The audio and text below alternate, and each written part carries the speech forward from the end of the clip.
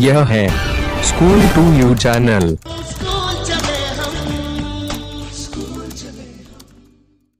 परिश्रम ही पूजा है। पूजा तो पूजा होती है। पूजा परमात्मा की होती है, इष्ट देव की होती है। इस पर विचार अलग अलग हो सकते हैं, किंतु इसमें दो राय नहीं है कि पूजा आलस्य बंद नहीं होती। इसमें कुछ मुश्किल अल्फाज है। परिश्रम यानी मेहनत, पूजा यानी इबादत, परमात्मा यानी खुदा, इष्ट देव यहाँ पर उनके देव को यानी खुदा, विचार यानी सोच, किंतु यानी लेकिन, दो राय यानी इख्तिलाफ, आलस्यमन यानी सुस्ती, गफलत, काहिली, आलसीपन। इसका मतलब समझेंगे। परिश्रम पूजा है, काम जो है, मेहनत जो है वो इबादत है, और इबादत तो इबादत होती है। पूजा परमात्मा की होती है, पूजा जो है वो इबादत खुदा की होती है। इस पर अलग अलग विचार हो सकते हैं। यानी कोई जैसे गैर मुस्लिम भाई है वो अपने देव की पूजा करते हैं, कुछ लोग नहीं करते हैं, हम अपने खुदा की इबादत करते हैं। अब इसमें इख्तिलाफ हो सकता है, लेकिन इसमें कोई दो राय नहीं कि आलस्य मन से इबादत नहीं होती। यानी अगर इबादत करना है तो हमको काहिली और सुस्ती को दूर रखकर इबादत करना चाहिए। सुस्ती और गफलत से इबादत करना हमारे लिए अच्छी बात नहीं है। नमाज को छोड़ना एक अलग गुनाह है, लेकिन नमाज को गफलत और सुस्ती के साथ पढ़ने से भी 15 तरीके के अजाब हमको मिलते हैं। बड़े बड़े कर्म योगियों ने कर्म को पूजा माना है। जितने सारे बड़े आमिल लोग गुजरे हैं, कर्म यानी काम, उन्होंने अपने काम को ही इबादत माना है। चिंतन की भी राष्ट्र को आवश्यकता होती है, परंतु वास्तव में परिश्रम की आवश्यकता इससे कहीं ज़्यादा है। कुछ अल्फाज मानी। चिंतन यानी फिक्र,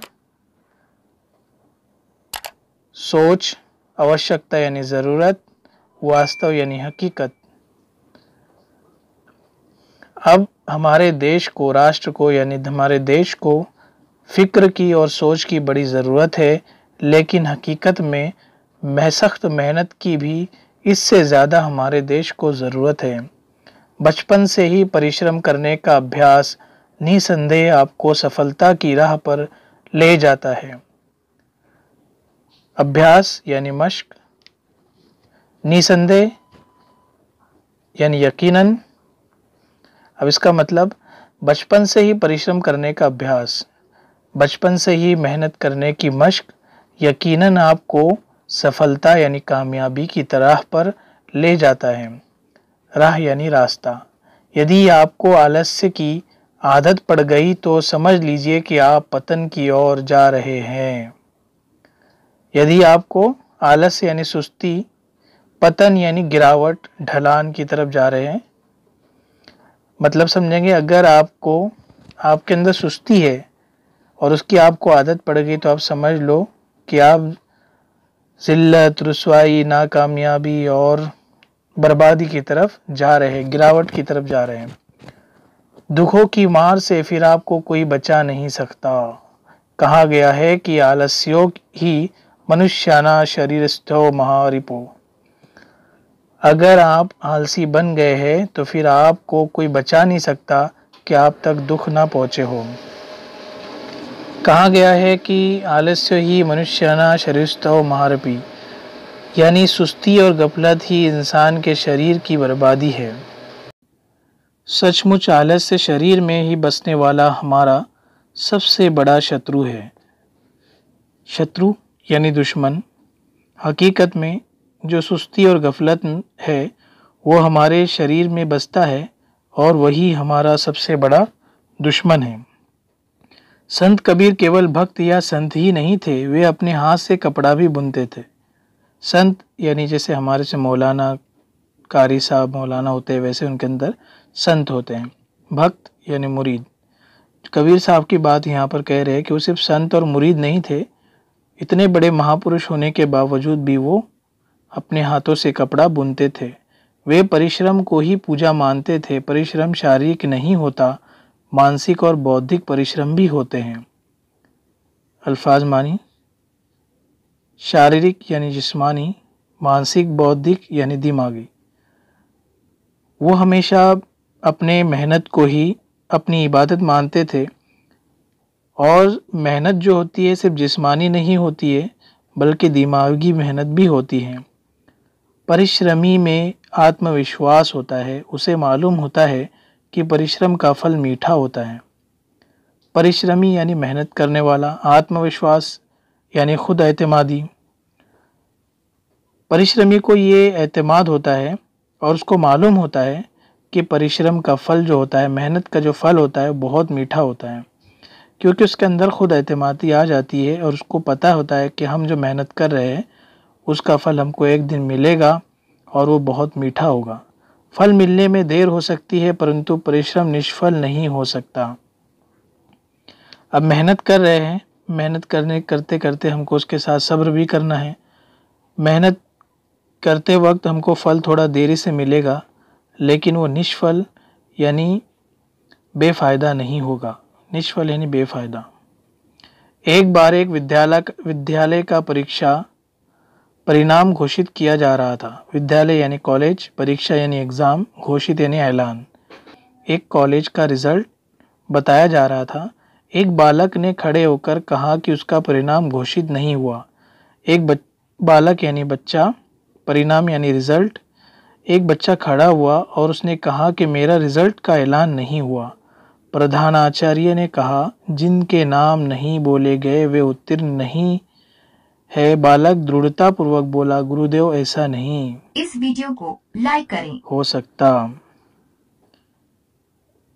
जब उसने सवाल किया कि मेरा नाम लिस्ट में नहीं है तो वहाँ के प्रधानाचार्य यानी बड़े टीचर ने, उस्ताद ने कहा कि जिनका नाम मैंने लिस्ट में नहीं लिया वो लोग पास नहीं हैं बल्कि फेल हुए।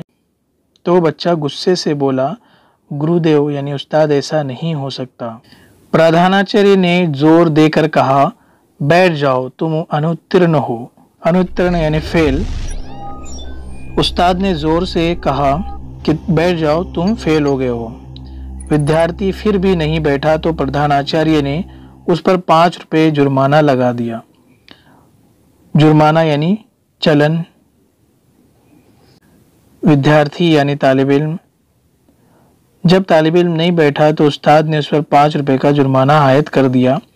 विद्यार्थी पुनः निवेदन किया तो जुर्माना 10 रुपये कर दिया गया।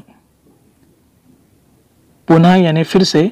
अब जब वो बच्चा फिर से उठा और उसने गुजारिश की, निवेदन करना, गुजारिश करना, तो उसका जुर्माना फिर दोबारा बढ़ा दिया गया, 10 रुपये कर दिया गया।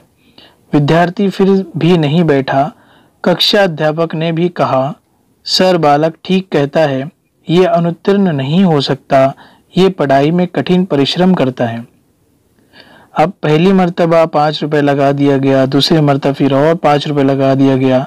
इतनी फीस चलन लगाने के बावजूद भी वो नहीं बैठा। उसने यही कहा कि मैं फेल नहीं हो सकता हूँ। तो जो क्लास टीचर है उसने भी यही कहा कि सर ये बच्चा फेल नहीं हो सकता क्योंकि ये कठिन परिश्रम करता है, बहुत मेहनत करता है।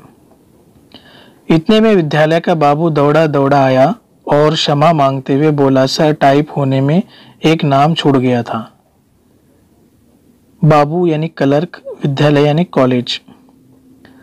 तो उतने में बाबू जो है तो दौड़ते हुए आया और उनसे कहने लगा कि सर मुझे माफ़ कर दो। क्षमा मांगना यानी माफ़ करना। मेरी टाइप करते करते पास की लिस्ट में से एक नाम छूट गया जो इसी बच्चे का था। वो नाम उसी परिश्रमी छात्र का था और उसके अंक भी सर्वाधिक थे। यह है स्कूल टू यू चैनल। वो बालक और कोई नहीं बल्कि राजेंद्र प्रसाद थे। वही राजेंद्र प्रसाद जिन्होंने स्वतंत्रता आंदोलन में बढ़ चढ़ कर हिस्सा लिया, आगे चलकर भारत के प्रथम राष्ट्रपति चुने गए। स्वतंत्रता यानी आज़ादी, आंदोलन यानी तहरीक, प्रथम यानी पहले, राष्ट्रपति यानी सदर जमहूरिया। अब ये बच्चा वही था जो हमारे पहले सदर जमहूरिया बनकर गुजरे हैं, जिन्होंने आज़ादी की लड़ाई में बढ़ चढ़कर हिस्सा लिया था। बच्चों, इस सबक में 2 कहानियां अलग अलग बताई हुई है। हमने पहली कहानी समझा है, अभी दूसरा किस्सा हम समझेंगे। व्याकरण के आचार्य कैट दिन भर आजीविका के लिए परिश्रम करते और रात्रि को जागकर व्याकरण लिखा करते। व्याकरण यानी ग्रामर, आजीविका यानी गुजारा। तो व्याकरण के जो बड़े महापुरुष आचार्य है कैट, वो दिन भर अपना गुजारा करने के लिए मेहनत करते थे और रात को जागकर ग्रामर लिखा करते थे। इससे उनका स्वास्थ्य गिरने लगा, जिसकी वजह से उनकी सेहत खराब होने लगी। उनकी पत्नी ने आग्रह किया, आप समाज के लिए महत्वपूर्ण कार्य कर रहे हैं, घर का खर्च चलाने की चिंता आप मुझ पर छोड़ दीजिए। पत्नी यानी बीवी, महत्वपूर्ण यानी अहम, कार्य यानी काम, चिंता यानी फिक्र। जब उनकी सेहत गिरने लगी तो उनकी बीवी ने कहा, खुशामद की, आग्रह करना यानी खुशामद करना कि आप समाज के लिए बहुत अहम काम अंजाम दे रहे हैं, इसलिए आप घर चलाने का फिक्र छोड़ दो मुझ पर, मैं घर चलाऊंगी। परिश्रमी व्याकरणाचार्य अपनी पत्नी से बोले। मेहनत करने वाले ग्रामर के बादशाह अपनी बीवी से बोलने लगे, तुम घर कैसे चलाओगी? वो भी घोर परिश्रमी थी। अब जैसे ये आचार्य जी थे, उनकी बीवी भी बहुत मेहनती थी। उन्होंने पूछा अपनी बीवी से कि तुम घर कैसे चलाओगी? आश्रम की सीमा पर खड़े कुश की मैं रस्सियां बनाऊंगी, आप एक दिन जाकर साप्ताहिक बाजार में बेच आइएगा। आश्रम यानी मदरसा, सीमा यानी बॉर्डर, कुश यानी एक तरह का पौधा आता है जो भी स्क्रीन पर आपको दिखाई दे रहा है। इससे पहले रस्सियां बनाई जाती थी। साप्ताहिक यानी हफ्तेवारी, इसका मतलब समझेंगे कि मदरसे के जो बॉर्डर पर कुछ के पौधे हैं, मैं उससे रस्सियां बनाऊंगी और बाद में आप हफ्ते में एक मर्तबा जाकर उसको बेच आइएगा। इस तरह से हमारा घर चलेगा, घर का खर्च इसी से चल जाएगा। आप व्याकरण की रचना के लिए अधिक समय निकाल सकेंगे। फिर इस तरह से हमारा घर चलेगा और आप ग्रामर लिखने में, उसको बनाने में ज़्यादा समय निकाल सकेंगे। समय यानी वक्त। आचार्य कैट ने पत्नी की बात स्वीकार की। व्याकरण कैट बोले, वाह, तुमने तो बता दिया कि परिश्रम ही पूजा है, श्रम से ही जीवन में। अब आचार्य कैट ने अपनी पत्नी की बात कबूल कर ली और बाद में वो बोलने लगे कि वाह, तुमने तो बता दिया कि मेहनत ही इबादत है,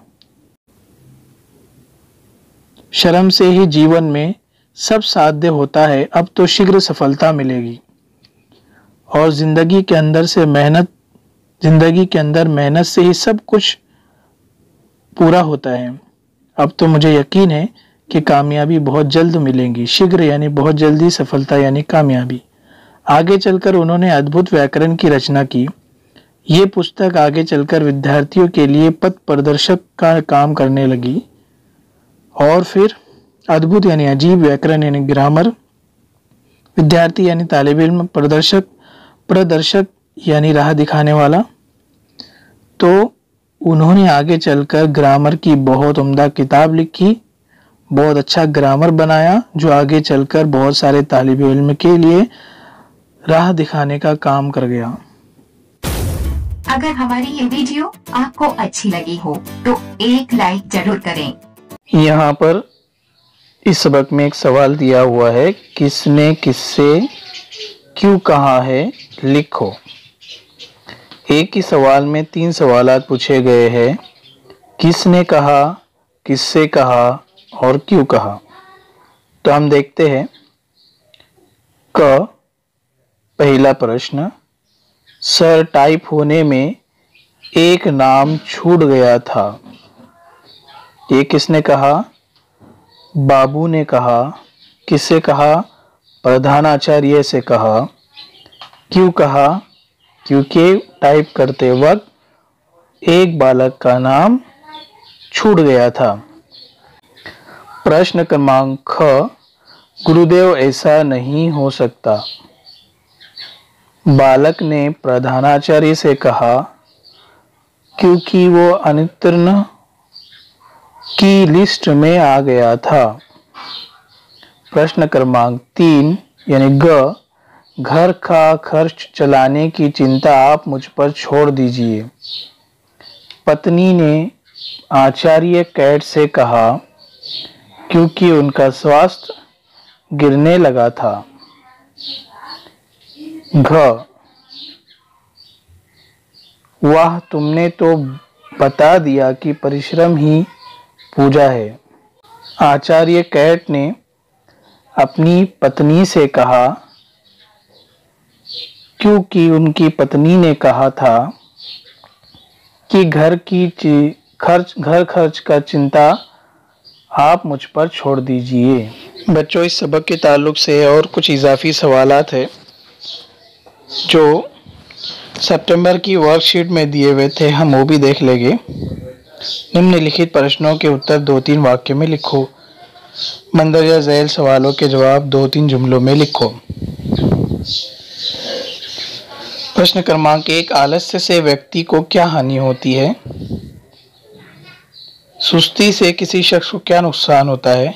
उत्तर, आलस्य से हम पतन की ओर जाते हैं, दुखों से हमें फिर कोई रोक नहीं सकता, ये नुकसान होता है।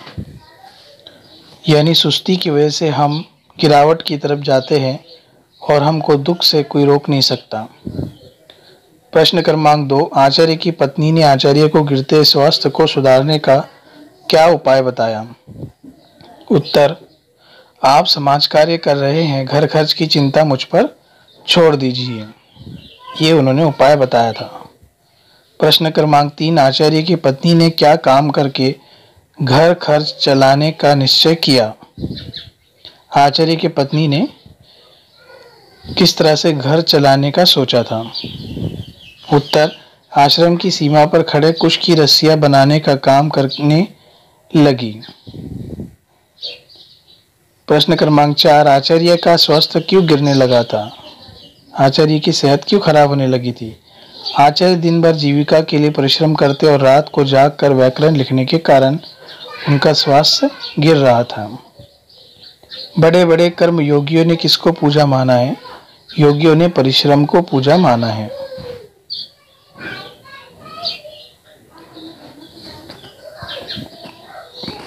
निम्नलिखित शब्दों के समानार्थी शब्द कविता से ढूंढकर लिखो। मंदरजा झैल शब्दों के हम मानी अल्फाज नज़म में से लिखो।